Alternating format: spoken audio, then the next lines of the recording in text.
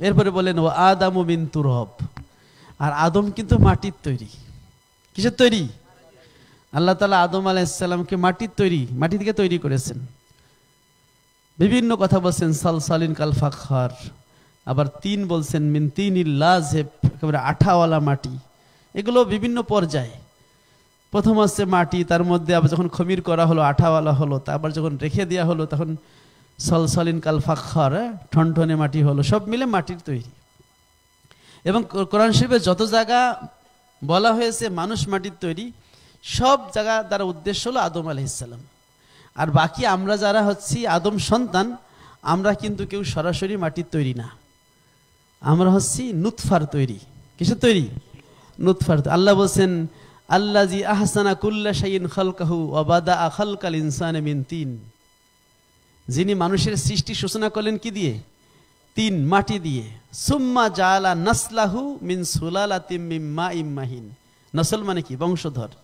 তা প্রথম মানুষকে আল্লাহ বলেন মাটি দিয়ে, এর পরে যত মানুষ তাদেরকে হচ্ছে সুলালাতিম মিন মাইম মাহিন, একেবারে নির্যাস, ওই নিকৃষ্ট পানি যেটাকে বলা হয় স্পাম বা মনি, সে তার থেকে আল্লাহ বানিয়েছেন। যেটা অন্য আয়াতে বলছেন খুলিকা মিন মাইন দাফিক, এই পানি দিয়ে বানিয়েছেন, পিতামাতার পানি থেকে বানিয়েছেন। সুতরাং মাটি থেকে তৈরি শুধুমাত্র কি একজন মানুষই। অনেকেই নবী মাটির তৈরি নুরের তৈরি নিয়ে অনেক ঝগড়া করে, কিন্তু কোরআন শরীফের কোথাও সরাসরি লেখা নাই রাসূলুল্লাহ সাল্লাল্লাহু আলাইহি ওয়াসাল্লাম মাটির তৈরি। আবার কোথাও কোনো সহি স্পষ্ট দলিলে বলা নাই নবীজি নূরের তৈরি। এটা গুরুত্বপূর্ণ কথা, আমি একটু সংক্ষেপে না বলে পারতেছি না, যেহেতু এখানে প্রসঙ্গ আসছে। কদ জাআকুম মিনাল্লাহি নূরুন ওয়া কিতাবুম মুবিন, এই আয়াতটা কোরআন শরীফের না? কোরআন শরীফের না? এবং এখানে নূর দ্বারা কোরআন মুরাদ অথবা নবী সাল্লাল্লাহু আলাইহি ওয়াসাল্লাম মুরাদ।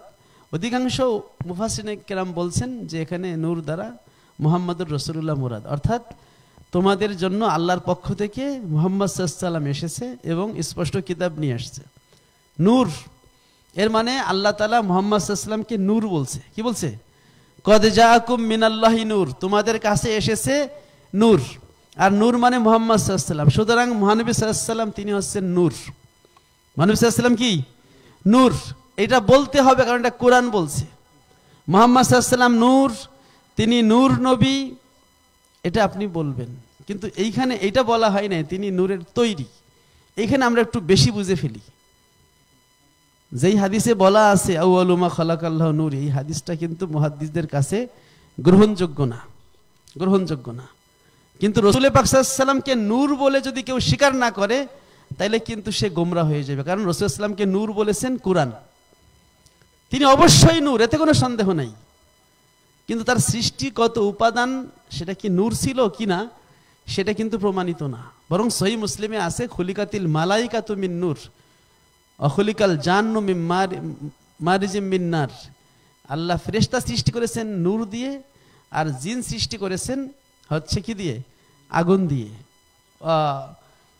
বনি আদম সৃষ্টি করেছেন মাটি দিয়ে, যেটা এখানে আছে ওয়া আদামু মিন তুরাব, সবাই মাটি থেকে। যেহেতু আদম আলাইহিস সালাম মাটি থেকে, সেজন্য আসল আমাদের মাটি, এজন্য আমরা বলি আমরা মাটির। যেমন সব জিন কিন্তু আগুনের তৈরি না, বরং জিনের আদি পিতা সে হলো আগুনের তৈরি। বাকি জিনদেরও নসল আছে, আমাদের যেমন নসল আছে জিনদেরও কি আছে। অর্থাৎ বাকি জিনরা সরাসরি আগুনের তৈরি না, কিন্তু আগুনের তৈরি পিতামাতা থেকে নসল না আসছে। যেহেতু তাদের আসল হলো আগুন, এই জন্য বলা হয় জিন আগুনের তৈরি। আর প্রত্যেক ফেরেশতা সরাসরি নূরের তৈরি, কারণ ফেরেশতাদের কোনো নসল নেই। আর বনি আদমের নসল আছে। ওয়াখালাকা মিনহা যাওজাহা ওয়াবাসসা মিনহুমা রিজালান কাসীরা ওয়া নিসা, আদম আলাইহিস সালাম থেকে মা হাওয়াকে তৈরি করলেন, আর দুইজনের মাধ্যমে আল্লাহ রিজালান কাসীরা ওয়া নিসা বানাইলেন। সুতরাং রাসূল পাক সাল্লাল্লাহু আলাইহি ওয়াসাল্লাম তিনি পিতামাতার মাধ্যমে এসেছেন। তিনি হচ্ছেন সর্বশ্রেষ্ঠ নবী ও রাসূল, সর্বশ্রেষ্ঠ, অর্থাৎ সর্বশ্রেষ্ঠ শব্দটা যতভাবে লাগানো যায় ততভাবে তার মর্যাদা। আল্লাহ তাআলার পরেই তার অবস্থান, বাদা আজ খুদ খোদা বুজুর্গ, আল্লাহ তাআলার পরেই তার মর্যাদা। কিন্তু রাসূল ইসলামের প্রশংসা করতে গিয়ে মিথ্যা কথা দিয়ে প্রশংসা করা যাবে না, সত্য কথা দিয়ে প্রশংসা করার বহু জায়গা আছে। সুতরাং আমরা বলবো রাসূল পাক সাল্লাল্লাহু আলাইহি ওয়াসাল্লাম নূর নবী, রাসূল সাল্লাল্লাহু আলাইহি ওয়াসাল্লাম নূরের নবী, রাসূল সাল্লাল্লাহু আলাইহি ওয়াসাল্লাম আল্লাহর নূর। কিন্তু তৈরি কথাটা বলতে পারবেন না, কারণ এটার ব্যাপারে কোনো নস নেই। অনেকে অনেক হাদিস ঘুরাই ফিরাই দেয়। রাসূল ইসলামের জন্মের সময় তার আম্মাজান দেখতে পেয়েছেন একটা নূর বের হয়েছে, এটা রাসূল ইসলামের এরহাসাত ছিল, এটা আয়াতুন নবুয়াত, বুঝতে পারছেন? এখানেও কিন্তু এটা বলা হয় না। আপনি যদি বলেন যে গায়রিল মাগদুবি আলাইহিম ওয়ালাদ-দাল্লিন, তোমরা যাকাত দাও, তাইলে হইবে? আমার এক মুসল্লি আমাকে এসে বলছে, হুজুর আপনি জানেন, এটা কানে কানে একটা বাতেনি কথা আছে, আলী করমুল্লাহ ওয়াজু, এর মানে জানেন? উনি হচ্ছেন একটা সিলসিলার মুরিদ আর কি। আমি বললাম যে এর মানে কি? উনি বলছে করমুল্লাহ ওয়াজু, ওয়াজু মানে হচ্ছে চেহারা, মানে হযরত আলীর চেহারা আল্লাহর মতো ছিল। এটা সবার কাছে বলা যাবে না, আপনার কাছে গোপনে গোপনে বললাম। কাররামাল্লাহু ওয়াজহাহু মানে কি ওইটা? তা আমি বললাম যে আপনি ইংরেজি জানেন? জানি। তাই দিস ইজ এ কাউ, এর মানে হলো গরু দুধ দেয়, বিশ্বাস করেন? কেন বিশ্বাস করবো না? আমি কেন বিশ্বাস করবেন না? This is a cow, cow মানে কি? গরু, গরু দুধ দেয় না?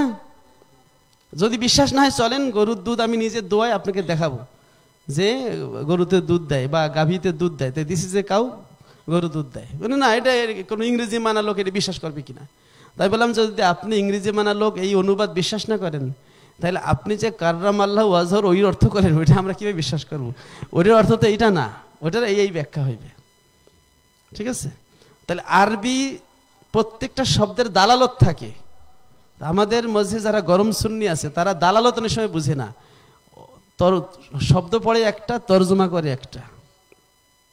রুহুল মানিতে লেখা আছে হুয়া নুরুল আনোয়ার ওয়ান নবিউল মুখতার।